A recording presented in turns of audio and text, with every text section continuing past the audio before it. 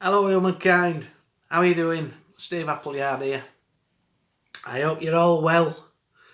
I hope that you're managing to up your vibes. This poem is called Where Are You Big Eagle? He was a robust warrior, tall with eyes dark grey. He left with pride a stallion's bride, and then he walked a ways. He stopped not once to falter, nor would he drop to knees. The day would never come, my friend, when he would harm the trees. Where are you, big eagle? Were we to wander and roam? Are you still watching over the land? Will you guide us home? Where are you now, big eagle? Are we safe at last? For now we know this is the time for all to leave their past. It really is. Leave it. Load of crap back there. Fear is just a mindset. I stand atop a mountain, the view I take in hand. A word of wise befell me, and this was quite unplanned. The heavens they did open, and the rain began to fall. Then came the sound of trumpets, it was the clarion call. I wander through the valleys, I seek as yet to find. I open up in vision, see clearly through my mind. The future is a bright one, brighter than before. I know it won't be long now till I'm walking through the door. I sit there in the forest, I soak up all I can. It's calm, serene and beautiful, there is no form of man. Sun rays pierce the canopy and flood the darkest night, and banish thoughts not worthy, replaced with pure delight. I've wandered through the desert with naught to eat but sand. I've hungered for material wealth, but that was not the plan. You see, I'm here to journey, to walk the walk of life. I've faced my inner traumas that cut me like a knife. I now know that I'm worthy of the best I can receive. There is no room for fear, this I do believe. For fear is just a mindset in place, as we agreed. But now is the time, my brethren, to set your spirit free. I wish you all love and beautiful lives, because you deserve the best that life can offer. You do. Yeah, you do. We've agreed this. We've agreed this. You know, it's only my opinion. I'm back again. It's only my opinion. Don't need to say I'm right. Makes you think though, doesn't it? Good. If I'm making you think, then I'm doing my job. Because if you're thinking, you're awakening. You're opening to possibilities. You're not stuck, focused on that negative television set. You know.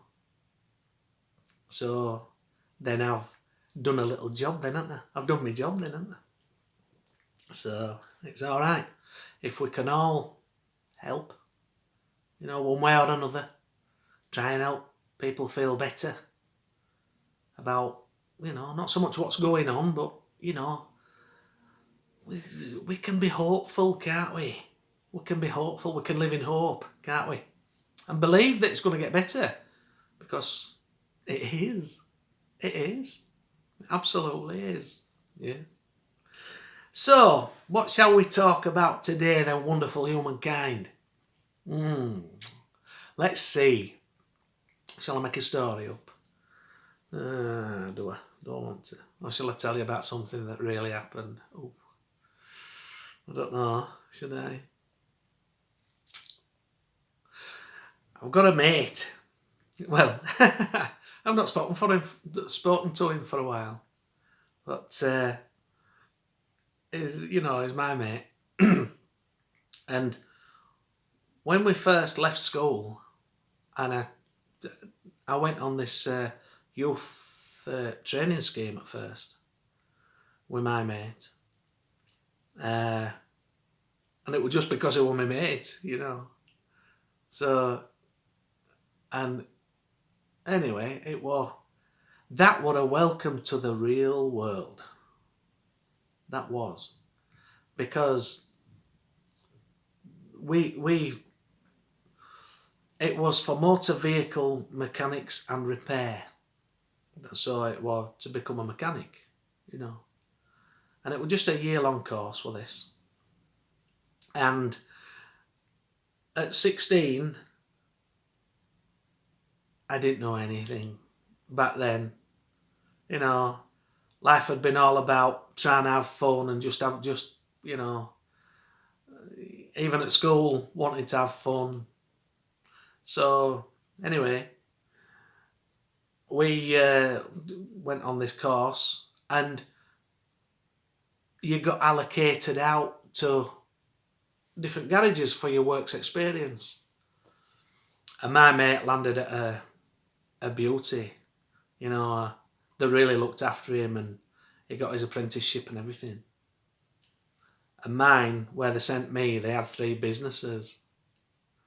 They had a coal round, and they had a pop round, and they had the motor vehicle mechanics side. The first day that I was allocated there, the boss, and I know this is all my experience and it's all what I agreed to, you know, this is my reality, this is what I've created for me to learn, whatever it is I've to learn, you know, to become who I am. And so that first day, that boss, I won't tell you the name of they're probably not even there anymore, and might not have been for years, but I'm still not going to mention any names. But he said, right, well, if you're going to be working for us, this is you've to learn to deliver coal. So on the first day, allocated out, he got me in this wagon and we went delivering coal. He didn't give me a leather smock, a leather shoulder thing to carry the coal bags on. So when I had finished work on that first day there, at that allocation, I'd got no skin across the top of my back. Nowadays, I'd tell him where to go. I said, I'm not doing that. But I didn't know no different back then. I didn't know any different, you know. Young lad, you know. Green behind the ears, wet behind the ears. So I didn't really, I didn't know how to stand up then, you know, and say no. 6 months I stuck that out. 6 months. And then I rang them. And the reason why I rang them was because I'd got something organised. So I had to finish at, I think it was 4:30 or 4 o'clock, whatever time it was. 4:30, I think. So I had to catch a bus. At about 4:15, 4:10, they said to me, come on, we've got these bags to deliver. I said, I can't, I've got to. He said, no, come on. Too young. I was scared to death. Didn't know to say no, you know.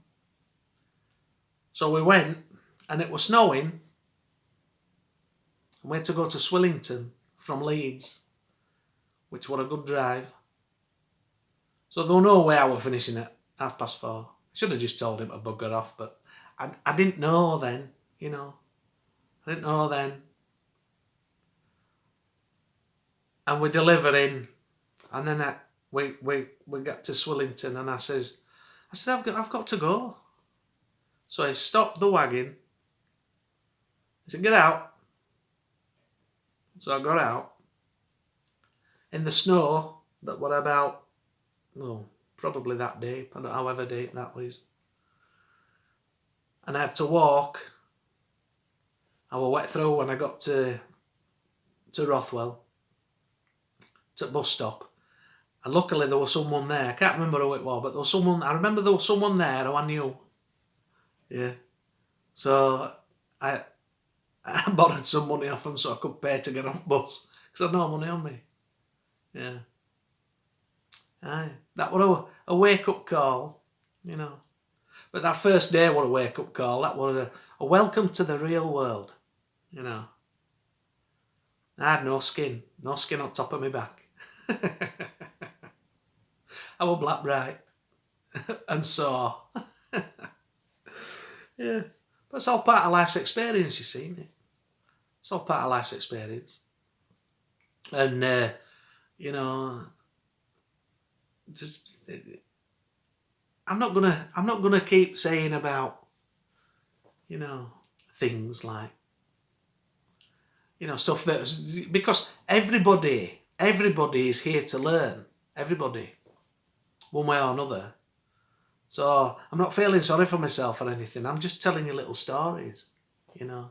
That's all. Just having a little chit chat. But my mate, this is what I was leading up to, actually. My mate, who I'd gone on this course with, you know. When I got my first wage, I'd said to my Dad, you know, with it being my first wage, am I all right to keep it, you know, and start paying board next week, you know? He said, yeah. So I went and bought half a bottle of whiskey and half a bottle of gin. And because of a song, Whiskey and Gin, nothing quite like whiskey and gin. So, and I was mixing it. It was bloody awful. And I threw up so badly. But I was staying at my mate's. And I went to be sick in the toilet. I think that was that night. Can't quite remember, because there were a few nights that were rather, you know, rather tasty. But one at nights, I was being ill, and I got hold of his toilet. I got hold of his toilet like that, and I got my head down it, and I felt it side, and the toilet come off at wall. Straight off. And I'm laid there back here like this, and there's all this water gushing all over me. I'm laid.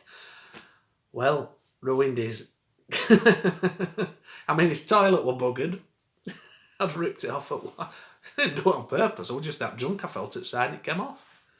Should have made sure it were fastened on right, shouldn't I? So I ruined his toilet. The carpet were ruined. The kitchen ceiling fell through. and I think it ruined the carpet downstairs as well. Oh man, I was so drunk. And I was in bed when his dad came home. He's no longer with us, his dad. He was a great man. He was great.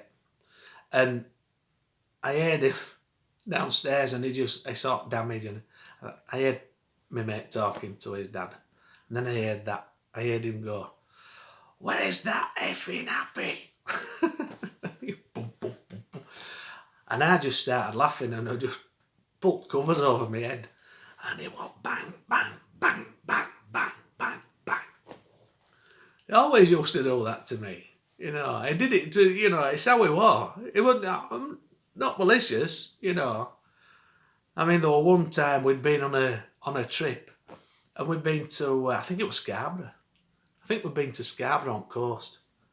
I think it was. And when we come back, he nearly all the way sat on my head.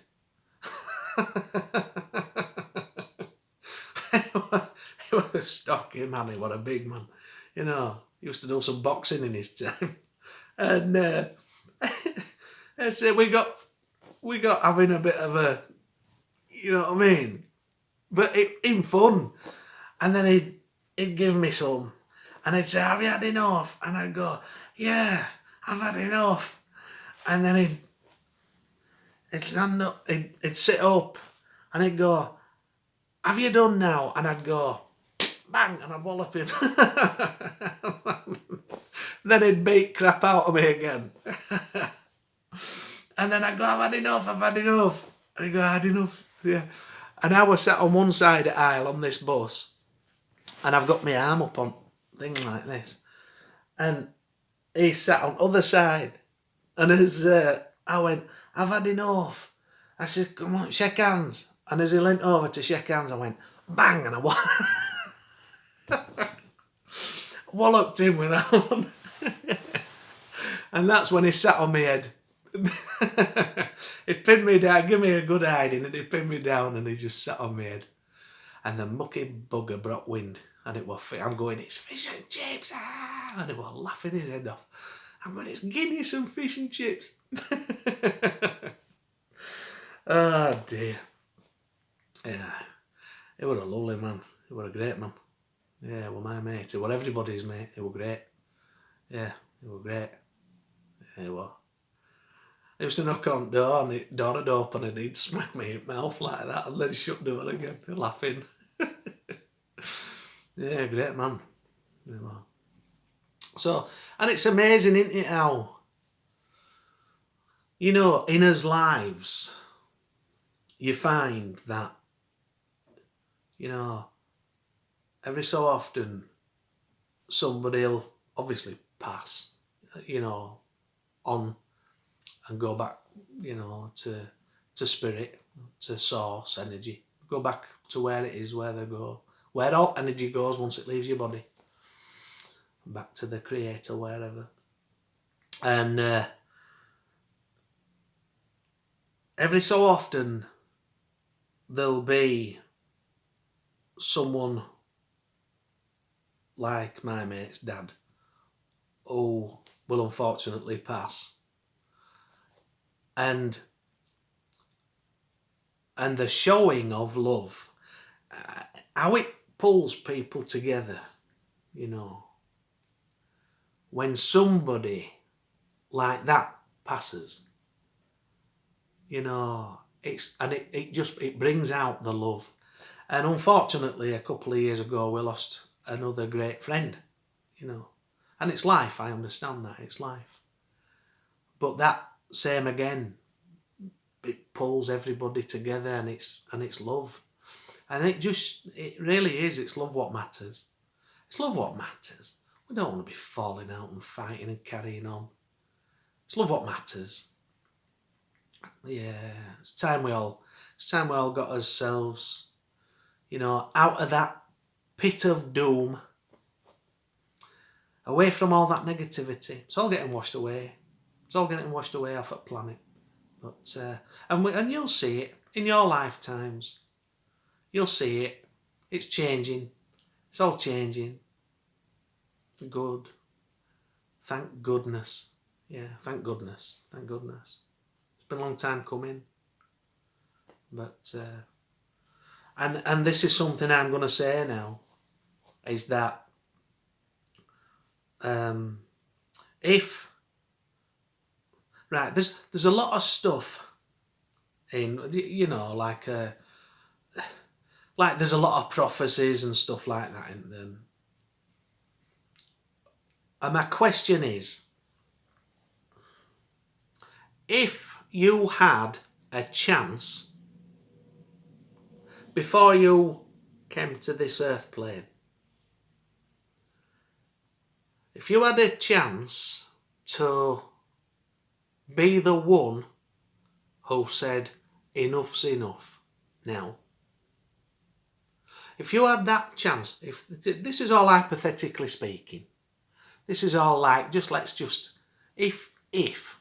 you had a chance to be the one who said enough's enough now, no more suffering on planet, it's time for all light to come in and wash it all away, would you do it?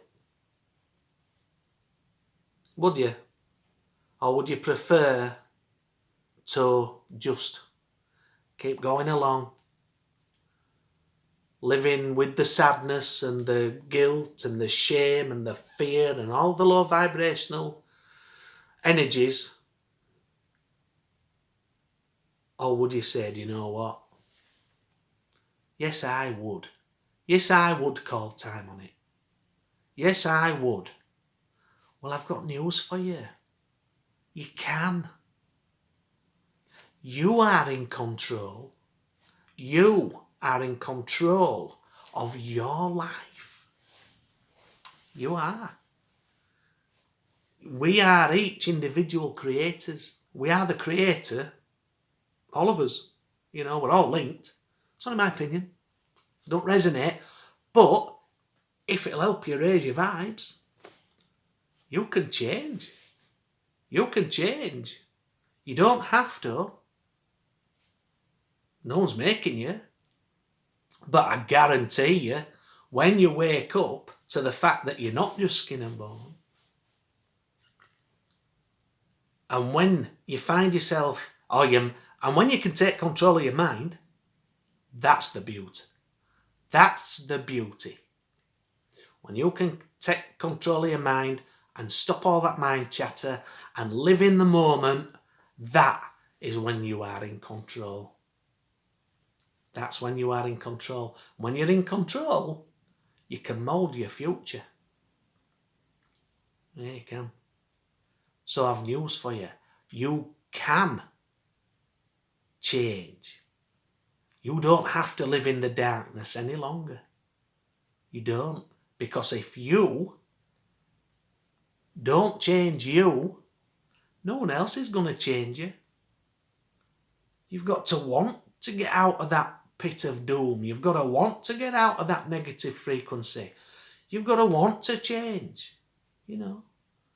And the only way you can do that is by learning to forgive yourself, respect yourself, and mostly love yourself. Most of all. Yeah, but you can do it. You can do it. Absolutely you can. I've got every faith in you. All of you. No exceptions. Even those who've agreed to represent the darkest energies up on this planet, whilst upon this planet. You can change. You can. Apparently, I don't know if it's right or not. This is I've heard this from a particular expression of consciousness that I listen to, and I can believe it. Apparently, the Orion Wars, the constellation Orion. Apparently, the Orion Wars were far worse than anything what we've ever had on this planet. I don't know how that's possible because we've had some horrific stuff gone off, haven't we? And apparently they changed. They converted to the light, and that brought about. So if they can do it, why can't we do it? I think we can. I do. Of course I do. Anyway, what am I? Just an expression of consciousness, having a chit chat with you, trying to get you to help yourselves take control of yourself, of you. That's it. That's it. Anyway, love every single one of you, no exceptions. I hope you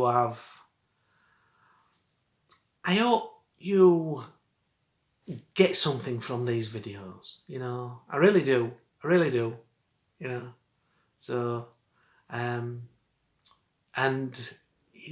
just keep going, and realise that you're worthwhile. Don't ever feel alone. You're never alone, ever. You've got wonderful energies that are supporting you, whatever life you've chosen on this planet. You have your guides, So, anyway, until next time, I wish you all a very wonderful day, evening, night or afternoon, wherever you are. I'm Steve Appleyard. Bye for now. Bye.